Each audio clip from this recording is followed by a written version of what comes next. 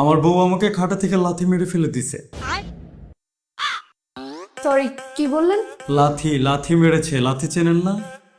হ্যাঁ, চিনি তো।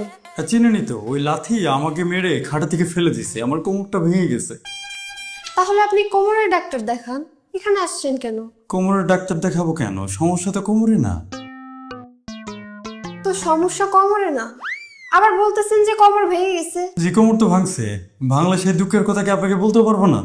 না, বলতে পারবেন, কিন্তু সমস্যাটা কি আপনার? আমার সমস্যা আপনাকে কেন বলবো? ও, আপনাকেই তো বলতে হবে, আপনি তো ডাক্তার।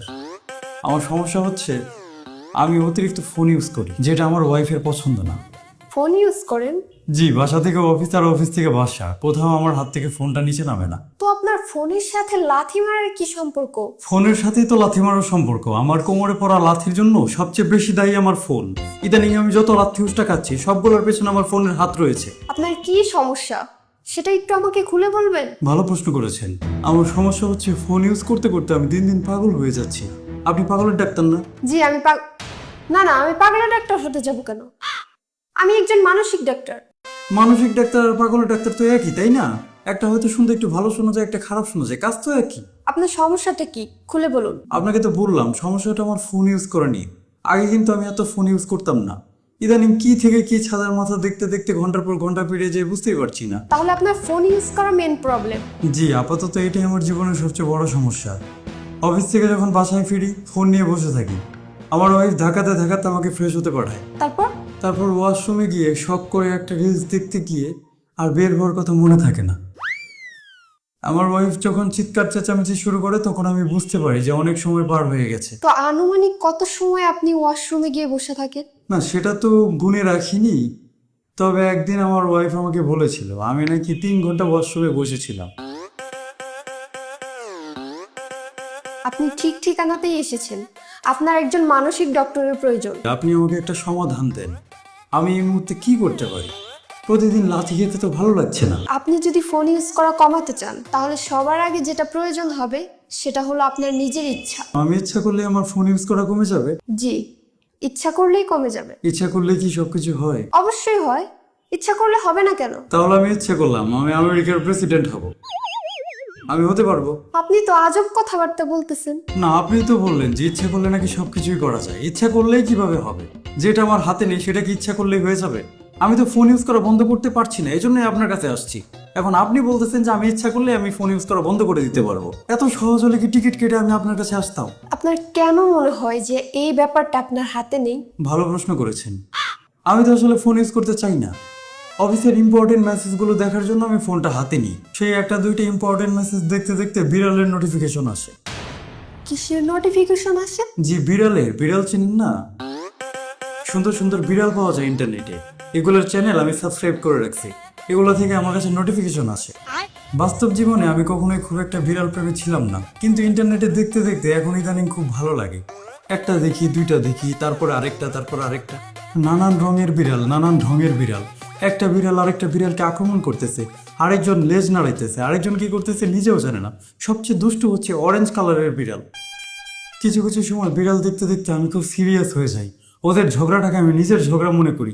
তখন আমি এক পক্ষকে সাপোর্ট করতে থাকি, আর তখনই আমার ওয়াইফ চিৎকার চেঁচামেচি শুরু করে ওয়াশরুমের বাইরে থেকে আমি কেন বের হচ্ছি না। তাহলে তো বিশাল সমস্যা। জি, সেটা আমিও বুঝতে পারছি। তো আপনি আনুমানিক কত সময় রিলস দেখে কাটান বলে আপনার মনে হয়? আমি 2টা 4টা 5টা রিলস দেখতে থাকি, এর মধ্যে নাকি 4-5 ঘন্টা কেটে যায়। এটা আমার ওয়াইফ আমাকে বলেছে। আমার তো সময়ের হিসাব থাকে না। 4-5 ঘন্টা আপনি রিলস দেখে কাটান? আমি মাঝে মাঝে ভাবি 4টা 5টা রিলস দেখতে দেখতে কিভাবে 4-5 ঘন্টা যেতে পারে। এক একটা রিলস তো 10-20 সেকেন্ডের উপরে হয় না। আমি যত ঘন্টা যাব যত রিলসই দেখি না কেন আমার শেষের 4টা 5টাই মনে থাকে, তার আগের গুলোর মনে থাকে না। এজন্য আমার কাছে মনে হয় আমি 4টা 5টা দেখছি।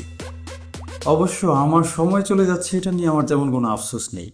আমার সময় আমার তেমন কোনো কাজেও আসে না। অফিসে যাই, বাসায় আসি, কি এমন কাজে লাগে বলেন? আমার ওয়াইফ চিৎকার চেঁচামেচি করে, এজন্য আমি রিলসটা ছাড়তে চাচ্ছিলাম আর কি। বুঝিনি তো, ডেলি ডেলি তো কোমরে লাথি খেতে কারো ভালো লাগবে না, আমারও লাগে না। আপনার ফোন ইউজ করা কিছুদিনের জন্য বন্ধ করে দিন। জি, সেটা করলে ভালো হয়। কি বললেন? ফোন ইউজ করা ছেড়ে দেবো? জি, ফোন ইউজ করা বন্ধ করবেন, তাতে সমস্যা অনেকটা কমে যাবে। আমি ভেবেছিলাম আপনি একজন ভালো ডক্টর। এটা আপনি কি সলিউশন দিলেন? এই যুগে এসে একটা মানুষ কি ফোন ইউজ করা বন্ধ করতে পারে? আপনি পারবেন আপনার ফোন ইউজ করা বন্ধ করতে? এটা কেমন সলিউশন দিলেন আপনি? আমি ফোন ইউজ করা বন্ধ করব কেন? আমার তো আর আপনার মতো প্রবলেম না। আপনার যে আমার মতো কোনো প্রবলেম নেই সেটা আমি কিভাবে বুঝবো? কোনো প্রমাণ আছে আপনার কাছে? আপনি আমার কাছে প্রমাণ চাচ্ছেন? জি, প্রমাণ চাচ্ছি। আপনি আমার চিকিৎসা করবেন, আপনি কতটুকু সার্টিফাইড, কতটুকু কোয়ালিফাইড সেটাও তো আমাকে জানতে হবে। এখন আপনিও যদি আমার মতো সারাদিন রিলস দেখেন, আপনি আমার চিকিৎসাটা করবেন কিভাবে? আমাকে জানতে হবে না? এমন তো হতে পারে যে আপনিও সারাদিন আমার মতো ঘন্টার পর ঘন্টা রিলস দেখেন, আপনিও আমার মতো ইন্টারনেটে লাল আর কালো বিড়াল দেখেন সারাদিন, সেটাও তো হতে পারে। আপনি নিজে দিনে কত ঘন্টা ইন্টারনেট ইউজ করেন তার কোনো প্রমাণ আছে আপনার কাছে? এমনটাও তো হতে পারে যে আপনি আমার চেয়ে বড় পাগল, আপনি সারাদিন আমার মতো রিলস দেখেন, তাহলে আপনি আমার চিকিৎসা কি ঘোড়ার ডিম করবেন? আপনি কথাবার্তা ভালো করে বলুন। সরি, আমি ভালো করেই বলতেছি। আপনি যে আমার চিকিৎসা করবেন, আপনি এ বিষয়ে কতটুকু দক্ষ, আপনি রিলসের বিষয়ে কিছু জানেন কি জানেন না সেটাও তো আমাকে জানতে হবে। আপনি কি এর আগে কখনো এরকম রোগীর চিকিৎসা করেছেন কিনা, সেটার সমাধান হয়েছে কিনা সেটাও তো আমাকে জানতে হবে। আপনার মতো অনেক মানুষই আমার কাছে আসে, তারা এখন মোটামুটি সুস্থ। এক মিনিট কি বললেন? মোটামুটি সুস্থ হয়েছে? তার মানে পুরোপুরি সুস্থ হয়নি? আপনি যদি ভালো চিকিৎসা করতেন তাহলে তো পুরোপুরি সুস্থ হয়ে যাওয়ার কথা। তার মানে আপনার চিকিৎসায় ভেজাল রয়েছে। আপনার মধ্যে ঝামেলা আছে। আপনার কথাবার্তা এমন কেন? কেমন? আমি তো ঠিকই বলছি, আমি কি খারাপ কিছু বলছি? অবশ্যই আপনি খারাপ বলেছেন।